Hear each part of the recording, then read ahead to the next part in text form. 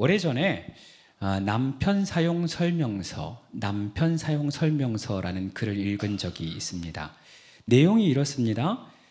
제품을 구입하기 전 충분히 검토 후 구입하십시오.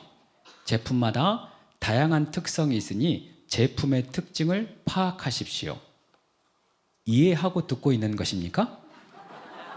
남편 사용 설명서입니다. 가끔 어린이와 같은 행동을 할 때가 있으나 그렇다고 제품이 이상이 있는 것은 아니니 안심하고 사용하십시오. 뭐 그런 내용이에요. 하이라이트는 주의사항입니다. 주의사항. 반품이나 환불은 불가하니 고장 시에는 스스로 고쳐서 사용하시기 바랍니다. 그런 우스갯소리였습니다.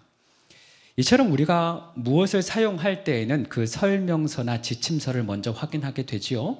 아무리 생소한 물건이라 할지라도 그 사용서 따라 잘 사용하면 큰 문제가 없습니다. 우리의 신앙생활도 마찬가지입니다. 올해 우리 교회 표어가 복음이 삶으로 삶은 예배로이지요. 이 표어를 가만히 생각해 보면 그 의미가 어느 정도 우리 마음 가운데 그려지기는 합니다. 그러나 어떻게 사는 것이 복음으로 사는 것인지 그 구체적인 예를 들어보라 라고 하면 잘 우리가 설명하기가 어려워질 수가 있어요. 아마도 초대의 교회도 그런 고민을 한 것 같습니다. 그래서 신약 성경, 복음서를 지나고 나면 그 이후에 믿는 우리는 어떻게 살아야 하는가? 예수 믿는 우리는 어떻게 말하고 어떻게 행동해야 하는가? 라는 질문에 대하여서 구체적인 설명, 구체적인 지침을 자세히 기록하고 있지요. 그렇게 말씀대로만 살면 우리 안에 큰 문제는 없다. 오히려 승리하게 된다라는 것이죠. 그래서 우리는 지난 5월 한 달 동안 이 복음으로 사는 삶에 대하여서 특별히 가정 안의 지침서를 함께 배웠어요. 믿는 성도들이 어떻게 자녀를 양육해야 가는가? 믿는 성도들, 특별히 부모와 자녀의 관계는 어떠해야 하는가? 그리고 믿는 부부의 사이는 어떠해야 하는가? 믿는 가문은 어떠한 가문을 세워가야 하는가 함께 배우는 시간을 가졌더랬지요. 오늘은 그 연장선입니다. 이제 우리가 그 가정을 넘어서서 나 아닌 타인을 대할 때, 다른 사람을 대할 때 우리 믿는 사람들은 어떻게 해야 하는가? 오늘이 그 주제입니다. 그래서 설교 제목이 복음으로 사는 삶, 제가 다시를 하나 넣었습니다. 타인을 대하는 우리의 자세라고 지어보았어요.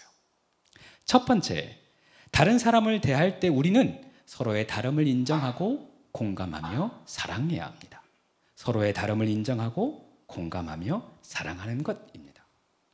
오늘 본문 8절을 제가 다시 한번 읽습니다. 마지막으로 말하노니 너희가 다 마음을 같이하여 동정하며 형제를 사랑하며 불쌍히 여기며 라고 되어져 있습니다.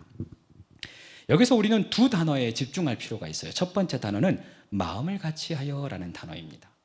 이 단어의 원어가 호모프로네스인데 같은 마음, 한 마음 그런 의미입니다. 그렇다고 해서 이 같은 마음이 다른 이견이 없는 마음, 그것은 아니에요. 서로 의견이 달라도 하나가 되라 라는 것입니다. 그래서 이 말씀을 NIV 성경은 이렇게 기록을 했습니다. Live in harmony with one another. 제가 영어를 어렵게 섬에서 배워가지고 별로 영어 하는 걸 좋아하지 않아요. 미리 말씀드립니다. 오늘 영어를 많이 해요. 좀 필요해서 하는 말이니까 들어보세요. 살아가는데 조화 속에서 살아가라. 서로 다르지만 조화를 이루며 살아가라 라는 겁니다. 하모니를 이루라 라는 거죠. 세상에는 나와 똑같은 사람이 절대 있을 수가 없어요. 100% 내 마음하고 똑같다 그런 사람은 없어요. 그런데 우리는 그런 사람을 찾아 나섭니다. 잘 관계를 가지다가도 나와 이게 좀 다른데 하면 어느새 손절을 해요. 요즘 말 잘 압니까? 손절이라고. 관계를 끊어내 버립니다. 왜 끊습니까? 그 관계를 유지하는데 힘이 들어서 그래요. 내가 손해보면서까지 그 관계를 이어가는 것이 쉽지 않기 때문에 끊어버리는 겁니다. 그게 쉬우니까. 그러나 정작 하나님께서는 그 관계의 어려움을 통하여서 우리를 성숙하는 데 그 목적이 있으십니다. 하나님은 관계를 통해서 나를 성장시키시고 온전케 하십니다. 오히려 힘든 사람 만났을 때 그 힘든 사람을 통하여서 내 인격이 성숙되고 내가 주님을 닮아가는 것이죠. 여러분, 하모니를 이루기 위해서 전제 조건이 있어요. 하나의 음과 다른 음이 필요하다는 거예요. 내가 이 음을 가지고 있다면 나와 다른 음이 존재해야 하모니, 조화가 이루어진다는 겁니다. 이해가 되고 계십니까? 그래서 내가 다른 누군가를 만났을 때 이것이 다름으로 인하여서 어려운 것이 아니라 오늘 성경은 그 다름을 인정하고 수용하고 오히려 하모니, 조화를 이루어 가라라고 말씀하고 있는 것이죠. 더불어 우리가 주목해야 할 또 다른 단어, 동정하며라고 하는 단어입니다. 이 동정하다의 원어는 쉼파데이스인데 함께 고통을 받다 그런 뜻이에요. 이 쉼파데이에서 이 공감이라는 영어 단어 sympathy, th 발음입니다. 공감이라는 영어 단어가 나왔어요. 그런데 이 개역 한글 성경은, 이전의 개역 한글 성경은 이 단어를 체휼하다라고 번역했어요. 체휼하다. 이 우리말은 처지를 이해하고 가엾게 여긴다, 혹은 상대방의 입장에서 보살핀다, 그런 의미가 있어요. 어떻게 보면 이 동정하다라고 하는 말보다 체휼하다, 그 말이 원어의 의미와는 조금 더 닮아 있습니다. 이렇듯 성경은 타인의 고통과 아픔, 나 아닌 다른 사람의 아픔과 고통을 나의 아픔으로 여기고 함께 울어주고 함께 고통을 나누라 말씀하고 있습니다. 그리고 그 마음으로 서로 사랑하라 라고 하는 것이죠. 들어보면 다 맞는 말인 건 이해하겠어요. 과연 이게 진짜 가능한가 물을 수 있습니다. 여러분, 가능합니다. 알파 코스에 가면 특별한 장면을 보게 되어져요. 도우미들이 일렬로 서서 게스트를 환영합니다. 그 게스트분들 그동안 만나본 적이 없어요. 그분들이 뭘 했는지, 이전에 어떤 삶을 살았는지, 부자인지, 어떤 직책을 했는지, 어떤 직장을 가지고 있는지 아무 상관이 없어요. 그저 환영합니다. 대대적인 환영을 합니다. 하나님의 마음으로 그들을 그저 환영하고 받아들입니다. 뿐만 아니에요. 소그룹을 나누는데 그분들이 희한한 이야기 많이 합니다. 교회가 왜 이러냐? 하나님 왜 그러냐? 나는 도대체 믿음을 갖기가 어렵다, 안 믿어진다 그래요. 그러면 도우미들이 너 왜 그러냐 그렇지 않고 그 말을 다 수용합니다. 다 받아줘요. 이제껏 알파하면서 도우미가 게스트랑 싸웠다 이런 말 한 번도 들어본 적이 없어요. 그러다가 어느 날 이 게스트 한 분이 마음이 열려져서 나 사실 이것 때문에 너무 힘들다, 나 사실 이 문제 때문에 많이 울었다 라고 이야기를 나누면 그 말 듣고 있는 도우미가 함께 웁니다. 언제 봤다고 함께 울겠어요? 시킨다고 되는 게 아니에요. 그냥 그 말 들으면 그 아픔이 내 아픔이 되어져서 나도 모르게 눈물이 나요. 그리고 기도하는 거죠. 그냥 기도하지 않아요. 손 붙들고 뜨겁게 안아주면서 눈물로 그 사람 위하여서 기도합니다. 사랑하는 여러분, 이것이 성경이 말하는 그 다름을 인정하고 공감하고 받아주고 사랑하는 일입니다. 이미 우리가 하고 있는 거예요.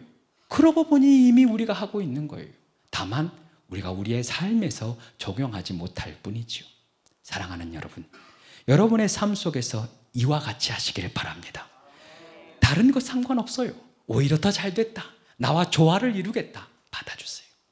그 사람이 있는 마음 그대로 공감해 주세요.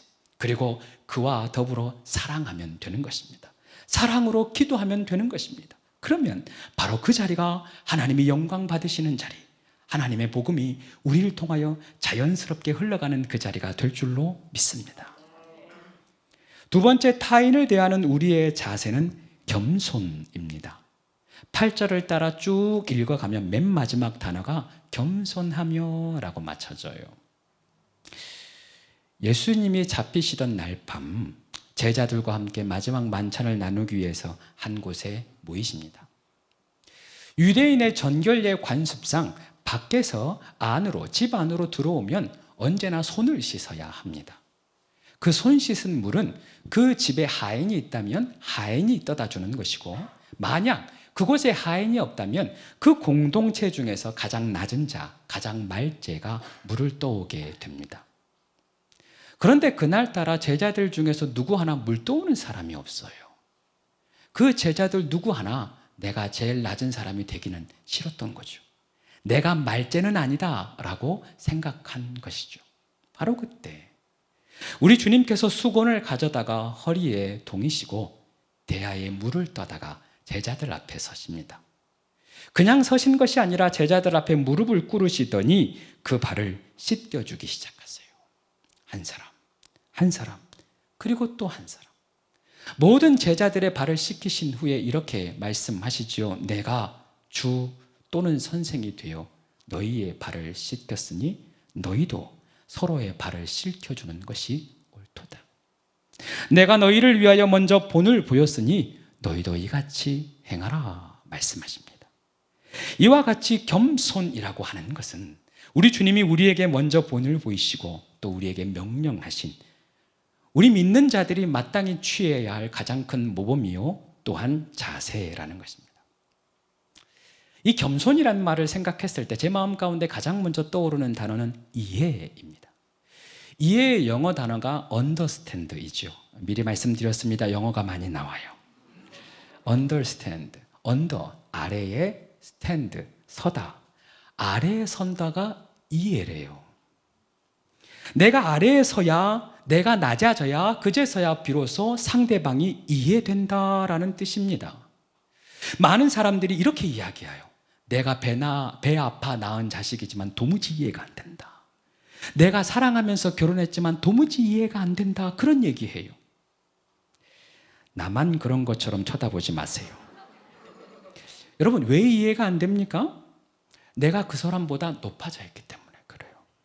내가 높아져 있기 때문에 이해가 안 되고, 내가 높아져 있기 때문에 그 사람이 도무지 받아지지가 않는 겁니다. 그래서 이해하기 위해서는 먼저 나 있는 위치에서 한 발자국 내려와야 합니다. 마치 우리가 어린아이와 대화할 때 시선을 맞추기 위하여 조금 더 아래로 내려오는 것처럼 조금 더 아래로 내려와야 이해가 됩니다. 겸손의 시작, 아래에 서는 것. 아래에 서는 것부터 시작되는 거죠. 그래도 그것은 적용하기 너무 어렵습니다 라고 질문하시는 분들이 있어요. 제가 정말 쉬운 방법 하나 알려드릴게요. 성경은 나보다 남을 더 낮게 여기라, 낮게가 아니라 낮게 여기라 그렇게 말씀하세요. 나보다 남을 낮게 여기는 가장 좋은 방법, 가장 쉬운 방법은 따라합니다. 칭찬하는 것. 칭찬하는 거예요. 그건 안 따라해도 돼요. 칭찬은 상대의 가치를 올려주는 것입니다. 그 존재의 가치를 나보다 높여주는 거죠. 그럼에도 불구하고 이 이야기하면 못하겠대요. 왜 못하겠냐 물어보니까 칭찬할 거리가 없대. 도무지 칭찬할 거리를 못 찾겠대. 그런데 그렇지 않아요. 우리가 마음만 먹으면 얼마든지 칭찬할 수 있습니다. 여성 목장을 방문해 보면 놀라운 현장을 제가 발견하게 되어져요. 목원들이 들어올 때마다 서로를 칭찬해요. 이런 겁니다. 한 주 사이에 몰라보게 살이 빠졌어. 나는 그걸 보고 있는데 도무지 모르겠더라고. 그런데 살이 빠졌대. 몰라보게 살이 빠졌대요. 내일 어디서 했니? 그 내일 너무 잘 됐다. 염색이 너무 잘 됐다. 그러는 거예요. 오늘 목사님 오셨다고 화장했네. 그래요. 그러면 그 사람이 그러죠. 안 했다고. 안 했는데 그렇게 예쁘냐고 그래요. 와, 대단하죠. 그러면 혼자 생각해요. 나는 누구인가? 여기는 어디인가? 생각하죠.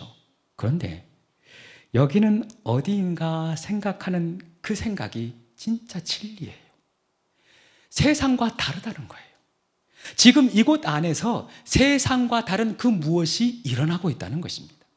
세상의 사람들은 다른 사람들을 욕하고 어떻게든 깎아내리고 비방하고 그러지요. 그러나 이곳에서만큼은 서로 칭찬하고 서로 격려하고 서로 높여주는 것입니다.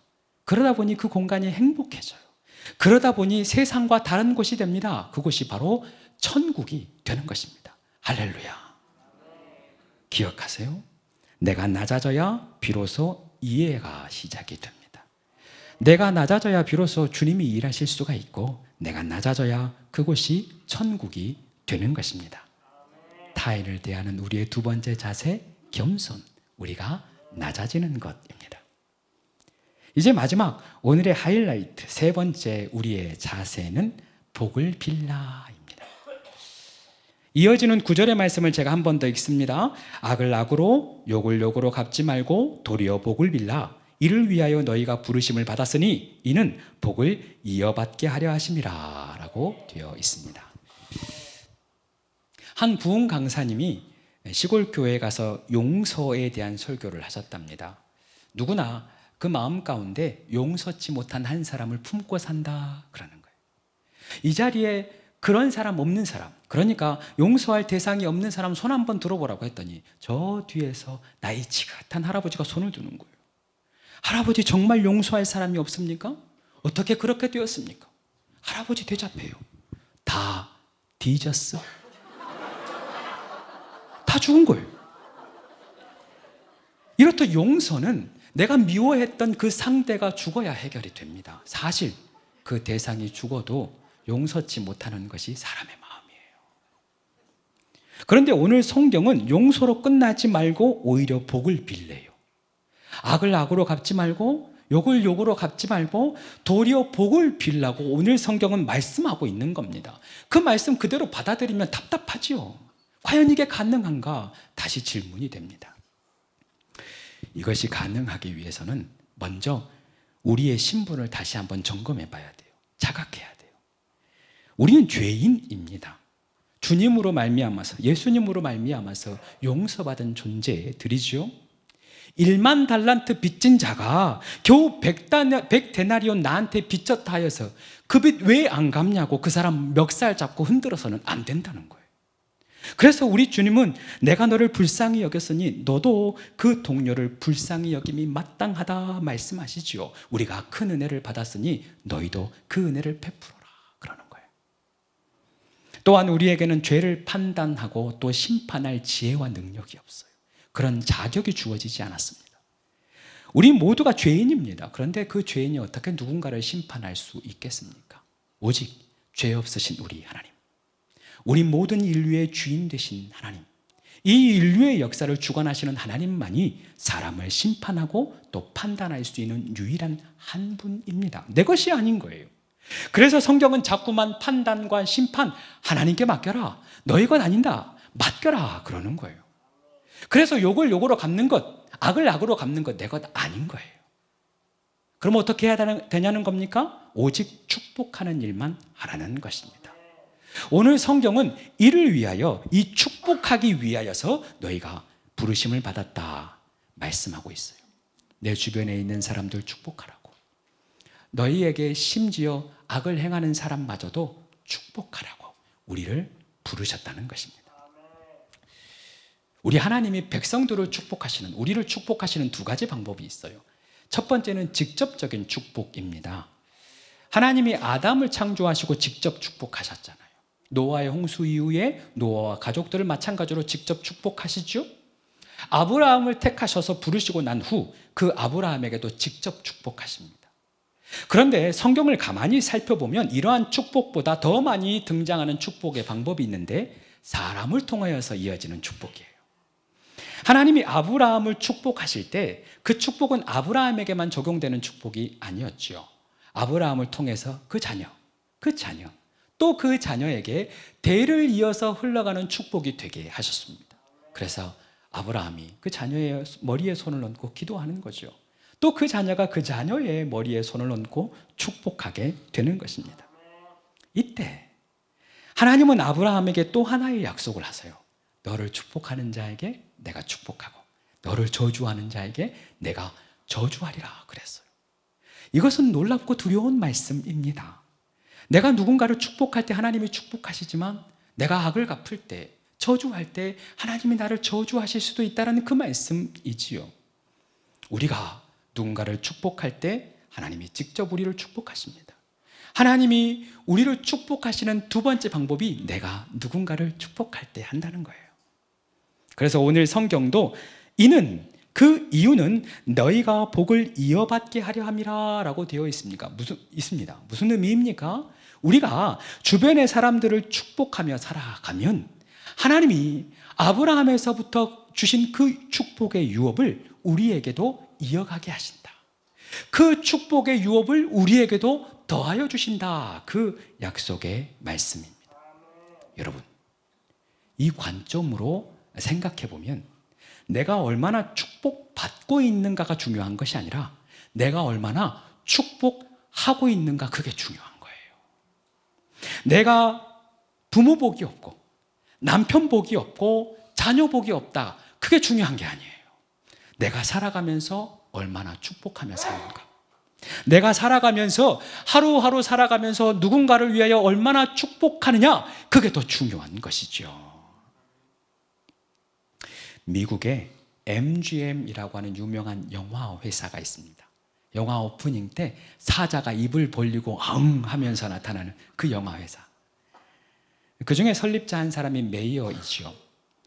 메이어가 어렸을 때 일입니다. 한 번은 학교에서 친구들에게 많이 맞았나 봅니다. 집에 돌아와도 그 분이 도무지 안 풀리니까 그 친구 욕을 엄청 했대요. 이것을 바라보던 어머니가 그 메이어 데리고 뒷산에 높이 올라갑니다. 그 뒷산에 높이 올라서 메이어에게 여기서 너 마음껏 욕해라. 여기서는 누가 들어도 상관없으니까 마음껏 욕해라. 그러는 거예요. 그래서 욕하죠. 이 나쁜 놈아, 이놈 새끼야, 그러는 거예요. 그런데 얼마 있지 않아서 메아리로 자기에게 욕이 돌아옵니다. 이 나쁜 놈아, 와우, 이놈 새끼야, 야우, 그러는 거예요. 어머니가 이제는 하나님이 너를 축복하신다, 그렇게 외쳐보래요. 하나님이 너를 축복하신다 라고 외치니까 마찬가지로 하나님이 너를 축복하신다, 하나님이 너를 축복하신다, 온 산을 거쳐서 메이어에게 들려지는 거죠. 그 순간 메이어가 깨달음을 얻고 그 다음부터는 아무리 어려운 일을 있어도, 그리고 나에게 아무리 좋지 않은 사람이 다가와도 그들을 축복하는 사람이 되었다는 이야기입니다. 우리도 마찬가지지요. 욕을 욕으로 갚으면 무슨 이득이 있겠습니까? 복수한다고 하면 복수가 따라올 뿐이지요. 복수한다고 하여서 우리의 마음이 시원치 않습니다. 절대 그렇지 않습니다.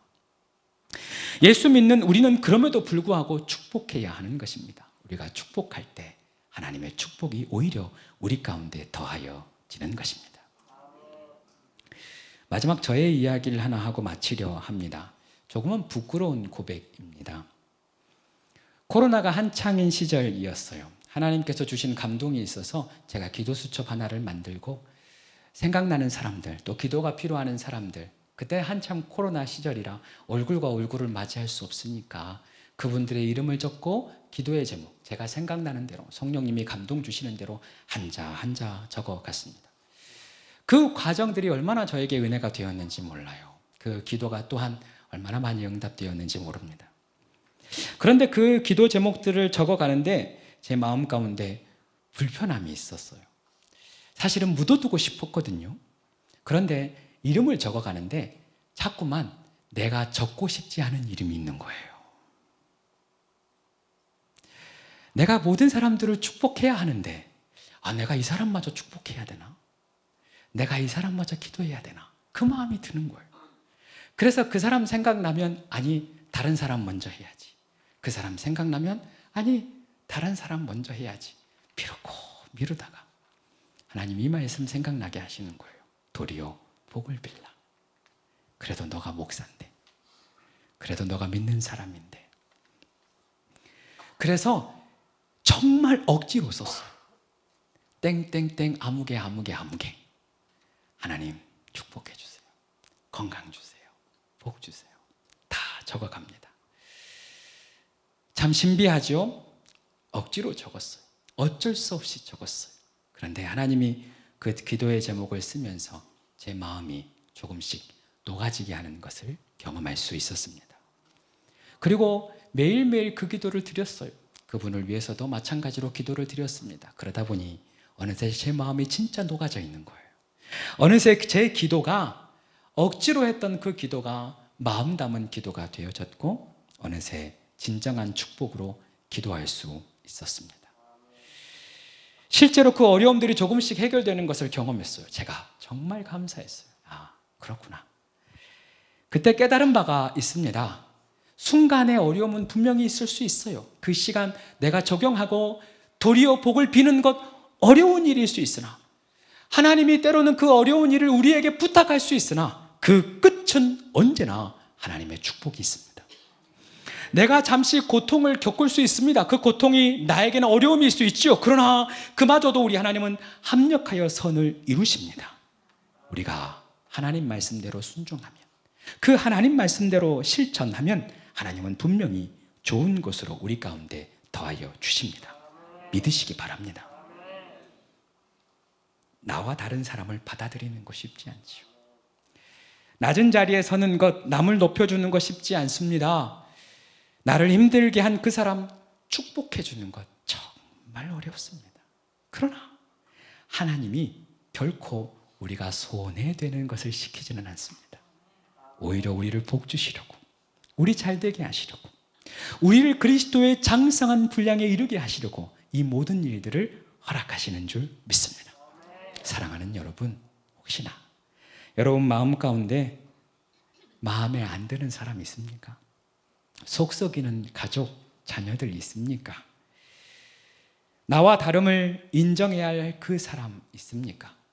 한마디 해주고 싶은데 아직까지 참고 있는 분 계십니까? 잘하셨습니다. 오늘 이 밤에 결단하십시다. 오히려 그 사람 인정하고 받아들이기로 결단합시다. 오히려 사랑하고 기도하기로 결단하십시다. 오히려 낮아짐으로 축복하기로 결단하십시다. 하나님이 그 결단을 우리가 지킬 수 있도록 도와주실 겁니다. 하나님이 친히 그 모든 과정에 함께 하시고 우리를 더 놀라운 축복의 자리로 인도하여 주실 줄 믿습니다. 함께 기도합시다. 하나님, 우리가 복음으로 산다고 하지만 또 은혜 받아서 살아가지만 그 은혜를 삶 가운데 적용하는 것 쉽지 않음을 날마다 보게 됩니다. 남들을 대할 때 있는 그대로 받아주지 못했고, 나와 다를 때에 그 다름을 인정하지 못했고, 때로는 가까운 가족이라 할지라도 오히려 내가 험한 말로, 또 좋지 않은 말로 그 모든 것을 갚아왔음을 봅니다. 그 모든 것 주님 앞에 회개합니다. 우리의 입술을 정결하게 하시고 우리를 새롭게 하여 주시옵소서. 이제 우리가 복의 통로로 다시 살아가기를 원합니다. 하나님이 복음의 통로로 우리를 부르셨으니 그대로 살아가게 하여 주시옵소서.